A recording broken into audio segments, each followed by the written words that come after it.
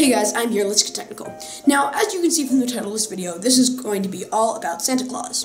I could have easily made this video 3 separate videos, but I've decided to merge all those 3 videos into one awesome video, so here you go.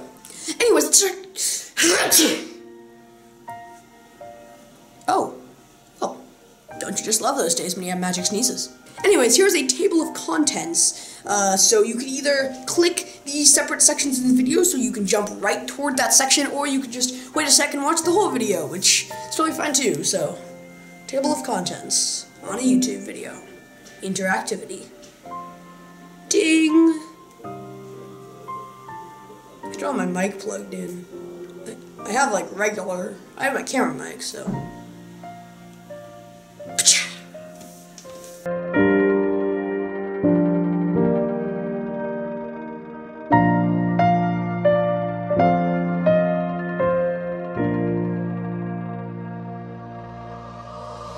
In principle, it seems kind of silly.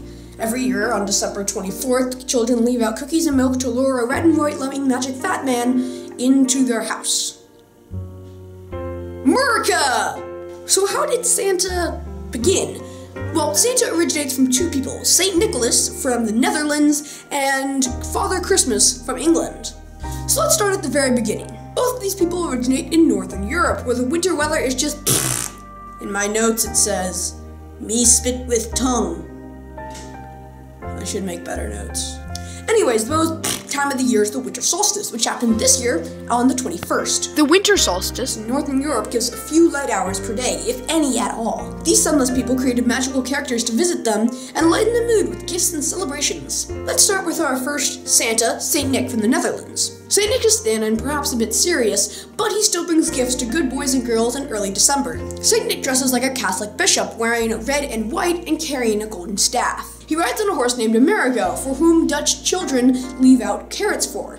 Saint Nick is called Sinterklaas in Dutch. Now let's move on to Father Christmas in England. Father Christmas is a pagan who wears green and white and wears a holly wreath on his head.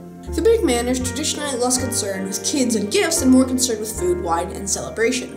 When the Europeans settled the colonies, Saint Nick, Father Christmas, and many other Christmas characters merged together.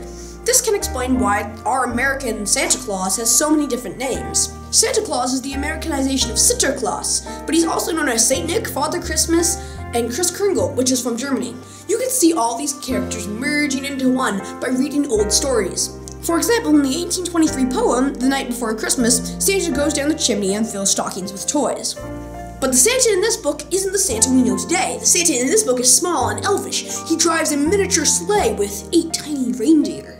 And frankly, that makes a lot more sense for someone whose job it is to fit down chimneys. Also, the word Santa is non-existent in that book. It doesn't appear in the title or the text. Whenever they do refer to as Santa Claus, they refer to him as Saint Nick. As the 1800s went on, Santa evolved to what we know today. A big, fat, human-sized, red and white magic person. America! It was also in the States where Santa acquired a wife and an elvish workforce. And that is Santa. Poof!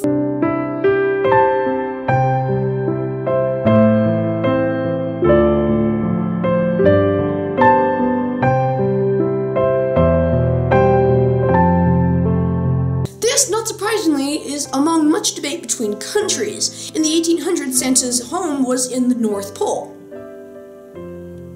Guess that's it. Well, let's pack it up, boys. Call it a day. Whoa, wait, what? Well, apparently the magnetic North Pole has moved off a sheet of ice and into the middle of an ocean, which, besides the fact that it's very cold, is not the best place to set up a toy factory. So, yeah. Knowing that, here are our country's views on the issue, where is Santa's home base? Canada claims that Santa's workshop is somewhere in Nineveh, and they have given Santa a postcode and Canadian citizenship. America's response is the North Pole doesn't refer to the geographic North Pole, but to the little town of North Pole, Alaska. Denmark says that Santa lives on their former colony of Greenland, and Greenland, not so surprisingly, agrees. No! The Nordic countries, Denmark, Finland, Iceland, Norway, and Sweden argue about his exact location, but Finland is the obvious winner, for Santa has an actual workshop in Rovaniemi in the Arctic Circle. You can actually go there and visit Santa, his wife, his elves, and his reindeer all year round. Looks like we have our answer. Santa lives in Rovaniemi, Finland.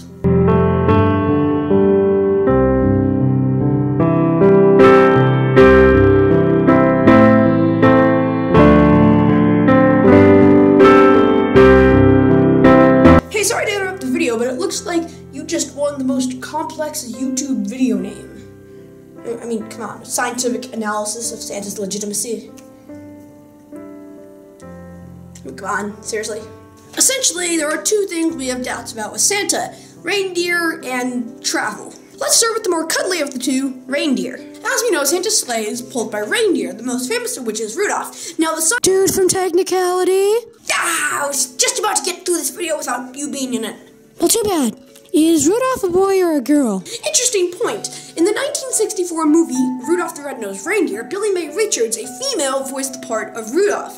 Well, did the production people get it right? Is Rudolph a female? Well, male reindeer shed their antlers during the winter, and for what we know, Santa's fleet of reindeer have a nice full set of antlers, so all of Santa's reindeer must be female. Well, an adult female can weigh between 175 to 265 pounds. So how can reindeers fly? Well, reindeers are actually buoyant. A reindeer's coat contains 2 layers of hair. The bottom layer is shorter and denser, while the top layer contains a mesh of longer, hollower hairs. This traps a layer of air between the 2 coats. This is kind of the same reason why we wear those really puffy jackets. They have the same effect. This insulation works so well, not only can snow fall on a reindeer's back and not melt, but a simple jog in negative 40 degrees Celsius weather can make them overheat. Since reindeers have 25% more blood vessels in their nasal cavities than we do, they get rid of excess heat through their noses. This makes their noses glow red on thermal cameras and sometimes red to the naked eye. Hello, Rudolph. And of course, on top of all of this, Santa probably has some other external power source to power his sled, such as maybe a couple more engines just in case the reindeers decide to fail. Okay, we've talked enough about reindeers, but how does Santa get around the world in a single night? I mean, there are only so many hours in a day. Or are there? Let's say Santa starts at the International Date Line at 10 p.m. on December 24th. Then, if he travels west with a rotating globe, he'll circle around the Earth, losing no time at all. Even though it did take him 24 hours to physically go around the Earth, because of time zones and Earth's rotation, it's no time passed when he comes back. It's still 10 p.m. on the 24th. Then he can reverse course going east, giving him an extra 8 hours to deliver any extra presents that he might have missed. This, of course, is assuming that each kid wakes up at 6 a.m., which, it's a little early if you ask me. Let's assume Santa gives gifts to all 2.2 billion children on Earth because, hey, it's Christmas.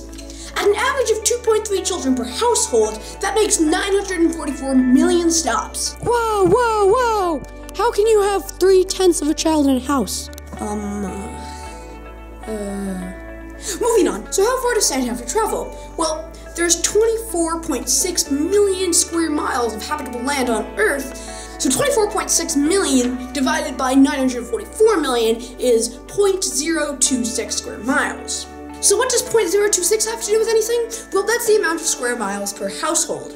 If each house occupies a nice evenly spaced square, 0.16 miles apart, then Santa's sleigh has to cover 150 million miles in 32 hours. This means Santa's speed has to be 1,300 miles per second. The fastest thing us humans have created is the NASA's New Horizons probe, which goes 10 miles per second. 1,290 miles per second difference. Mind blown! This gives Santa less than 1/10,000th of a second to go down the chimney, fill it with stockings, put out the gifts, and eat those cookies. This, of course, is ignoring the fact that if you go 1,300 miles per second, you would burst into flames due to air resistance.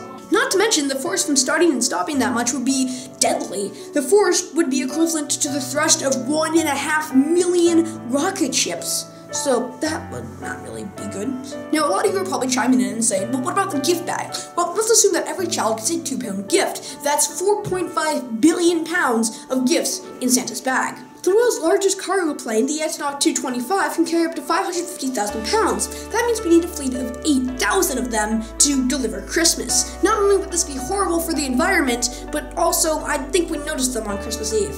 So Santa could use other methods. What about wormholes or other rips in time and space? Well, that's kind of impossible, and we haven't really figured out how to do that yet, so it's not gonna work. Another possible theory is Santa uses the same technology as on the USS Enterprise. But my favorite theory I've heard so far is from Joe Hansen. He is the host of It's Okay to Be Smart on YouTube. So here's how it goes. There is a prediction in quantum mechanics that says every possible observation in the universe is real. Everything that could happen does happen. The universe we live in is just one of infinite parallel universes. For example, Schrodinger's cat is not alive or dead in the box, it's alive and dead. This universe just contains one of many possible outcomes. What if Hansen predicts that on Christmas Eve, Santa creates a universe for each one of us? There is one Santa per every house, and Santa's real magic is on Christmas morning when he ties all the universes together. So from all of us here at Technicality Studios, Merry Christmas, Happy New Year, DFTBA, and get ready, get out, and be awesome. Oh my god, my eyes are blinded by the light. I'm blinded by the light. This gives Santa less than 1/10,000th of a second to go down the chimney, fill the stocking, to let out the gifts. Let out the gifts. This gives Let out the gifts. Let them out. Yeah.